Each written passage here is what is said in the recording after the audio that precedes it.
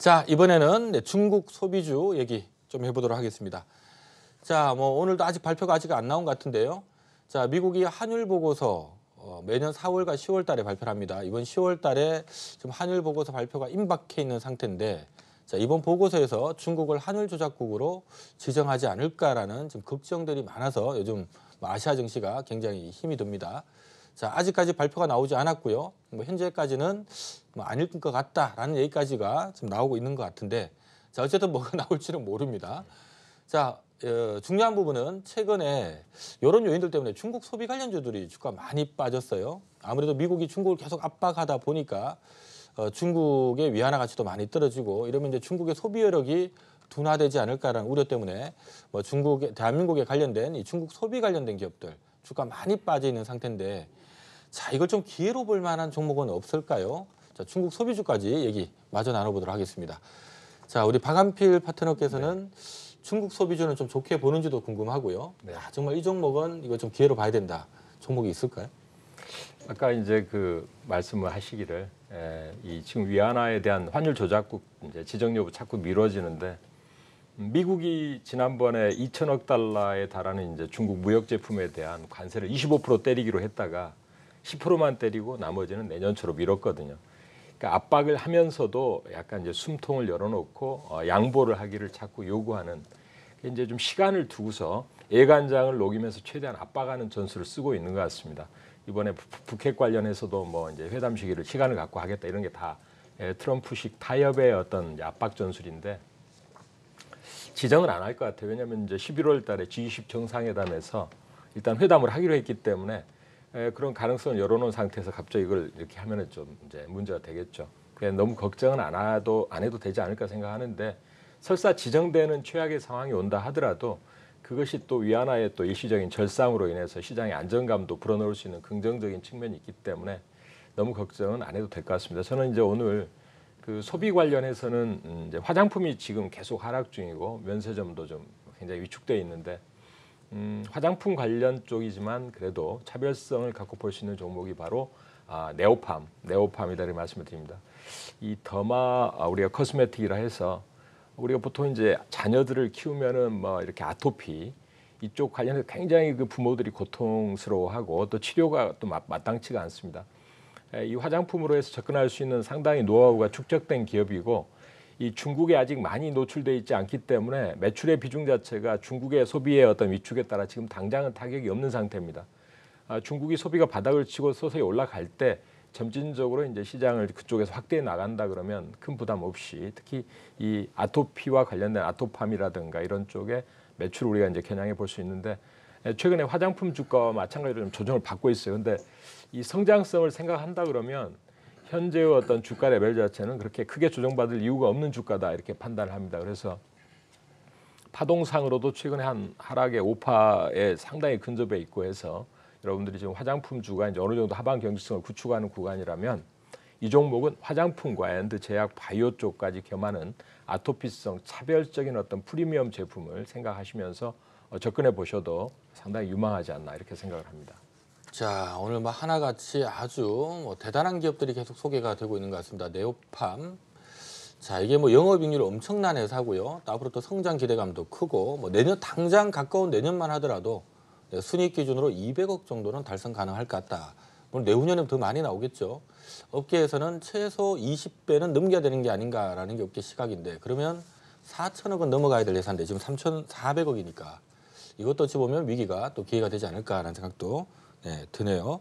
자, 밤늦게까지 한국경제TV 시청을 하시는 보람이 이럴 수 있지 않나라는 생각이 듭니다. 자, 네오팜보다 더 좋은 기업 뭐가 있을까요? 네.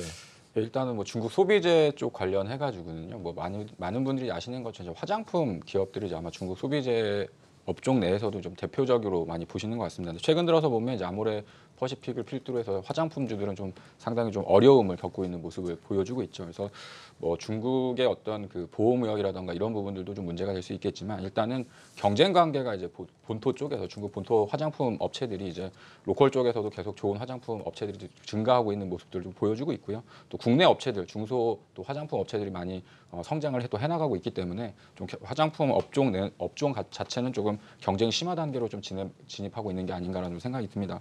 그래서 뭐 아직까지는 사실은 중국 소비재 쪽은 조금 부담스러운 부분들이 있겠지만 그 중에서도 좀 파라다이스와 관련된 부분들을 좀 말씀드리고 싶은데요. 일단 이제 파라다이스 시티의 2차 개장이 이제 시작이 되어졌고 이제 그에 따라서 신규 수에 대한 창출이 좀 기대가 되어지고 있습니다. 뭐 호텔이라던가 스파, 뭐 리조트 사업과 관련된 부분들, 기존까지는 뭐 카지노와 관련된 매출이 전부를 차지했었던 흐름이라고 보시면 되겠지만요. 이제 파라다이스 시티가 개장함으로써 앞서서 말씀드렸던 호텔이라던가 리조트 또 스파 관련된 새로운 어떤 매출과 이익에 대한 부분들에 대한 성장이 이제 시작이 되어졌다. 그러니까 제2차적인 성장을 시작할 수 있는 단계까지 준비가 마무리됐다라고 좀 보시면 될 것 같습니다. 물론 이제 중국 관광객들에 대한 어떤 그 카지노 사업에 대한 이익률이 아직까지는 높은 포지션을 차지하고 있기 때문에 이런 부분들이 앞으로도 좀 더 개선돼야 되는 흐름들이 반영되어져야겠지만요. 일단 지금 중국 소비재 관련주 중에서는 그나마 좀 밸류에이션적으로도 좀 가격 메리트가 좀 있고 향후 사드 관련된 부분에 있어서의 어떤 피해는 이미 주가에서도 좀 많이 선반영되지 않았나라는 좀 생각이 들면서 18,000원 정도 이하에서는 뭐 충분히 매수를 해 보셔도 중장기적으로는 좀 안정적인 수익이 달성 가능하지 않을까. 그래서 파라다이스에 대해서 말씀을 드려보도록 하겠습니다. 네, 자, 안전한 기업 좋아하시는 분, 또 카지노 좋아하시는 분, 네, 파라다이스 관심을 좀 가지시면 좋을 것 같아요. 자, 국내에서는 외국인 전용 카지노 2개밖에 없죠. 네, GK하고 파라다이스인데, 자, 아무나 할 수 있는 일이 아니기 때문에요. 탄탄한 진입 장벽 때문에 프리미엄을 많이 받습니다. 원래 과거에는 파라다이스는 보통 장부가 대비 한 3배 정도씩 거래됐거든요. 지금 장부가가 1조 원 정도는 되니까 3배만 한 3조에서 거래돼야 되는데 지금 주가가 1조 7천억입니다. 네, 장기적으로 보면 네, 더블도 날 수 있는 기업이고요.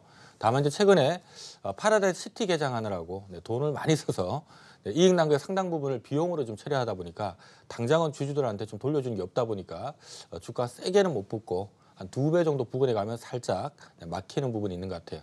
2배 해도 한 2조는 가야 된다는 얘기니까 지금 1조 7천억 되면 네, 여기서 뭐 크게 빠질 주가는 아니다라는 생각이 들고요. 또 얼추 생각해도 해외 외국인 전용 카지노 업체인데 지금 뭐 장부 가치 대비 1.5배, 1조 5천억대라면 이거 뭐 거의 바닥은 아닌가라는 관점이라면 네, 크게 떨어질 가격대는 없는, 만약에 밀린다면 네, 찬스로 봐야 될 기업이다.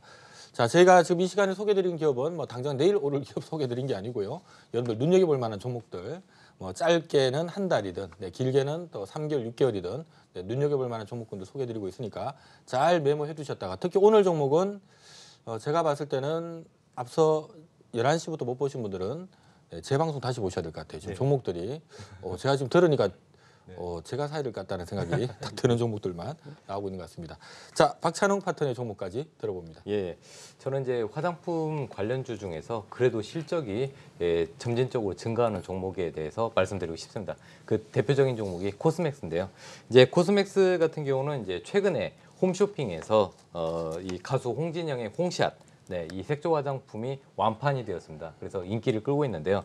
저는 이제 기존의 그 LG 생활건강이나 아모레 퍼시픽 같은 이런 대형 브랜드보다는 화장품 ODM 업체 쪽이 더 좋다고 생각이 되고 있습니다. 그 이유는 H&B 스토어, 네, 헬스앤뷰티 스토어, 뭐 올리브영 같은 그런 스토어에서 지금 요즘에 신생 브랜드들이 많이 탄생하는데, 이런 신생 브랜드 화장품을 만들어주는 회사가 바로 코스맥스입니다. 그리고 일단 중국 사업 규모가 이제 국내 사업 규모를 넘어서고 있고요. 중국 상해 화장품 시장에서 독보적인 상품 경쟁력을 가지고 있고 이쪽 매출이 계속 늘어나고 있습니다. 그리고 화장품 ODM 분야에서 국내뿐 아니라 세계 글로벌 1위 업체입니다. 그리고 관련돼서 매출이 계속 늘어나고 있는 부분을 꼭 체크하실 필요 있고, 끝으로 말씀드리고 싶은 거는 11월 11일 날 중국의 광군제입니다. 중국 광군제는 중국 소비 시즌의 대표적인 그 기간인데요. 이 광군제 때 우리 한국의 그 화장품들 매출이 증가할 것으로 예상이 되고 있습니다. 그래도 제가 봤을 때는 화장품 이 업체 쪽이 계속 안 좋다 하지만 그래도 화장품 업종에서도 그래도 탑픽으로 코스맥스 관심 있게 보시면 도움이 되지 않을까 이렇게 생각이 되고 있습니다.